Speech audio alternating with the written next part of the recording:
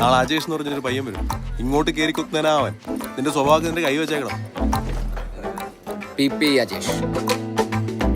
പൊന്മാൻ എന്ന സിനിമയിലെ പ്രധാന കഥാപാത്രമായി PP അജേഷ് ഇപ്പോഴും കൊല്ലത്തെവിടെയോ ഉണ്ട് എന്ന് ഇപ്പോഴും വിശ്വസിച്ച് അയാളെ തേടുകയാണ് സിനിമയിലെ അണിയറ പ്രവർത്തകർ.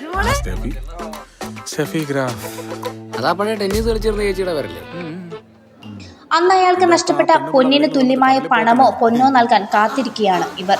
പൊന്നിന്റെ കഥ പറയുന്ന പൊന്മാൻ എന്ന സിനിമ പ്രേക്ഷകരും ഏറ്റെടുത്തു കഴിഞ്ഞു.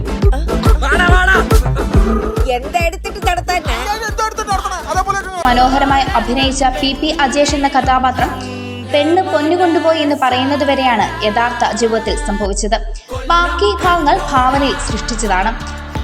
അന്ന് സ്വർണവുമായി കല്യാണപ്പെണ്ണ് രക്ഷപ്പെട്ടതിനു ശേഷം സ്വർണം നൽകിയ അജേഷിന് എന്ത് സംഭവിച്ചു എന്നതാണ് തിരക്കഥാകൃത്തും നോവലിസ്റ്റുമായ ഇന്ദുഗോപൻ അന്വേഷിച്ചത്.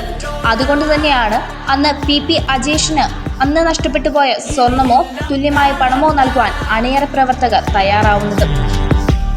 അതില് ഈ സിനിമയിലെ PP അജേഷ് എന്ന് പോസ്റ്റ് ഇട്ടിരുന്നു. കൊല്ലത്ത് എവിടെയോ ഉണ്ട്. അദ്ദേഹത്തെ ഞങ്ങൾ അന്നത്തെ രാത്രി മാത്രമേ അറിയുള്ളൂ.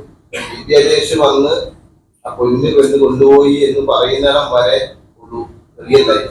ബാക്കി ഇന്ദുഗോപൻ ചേട്ടന്റെ ക്രിയേറ്റിവിറ്റിയാണ് ആ പുസ്തകം.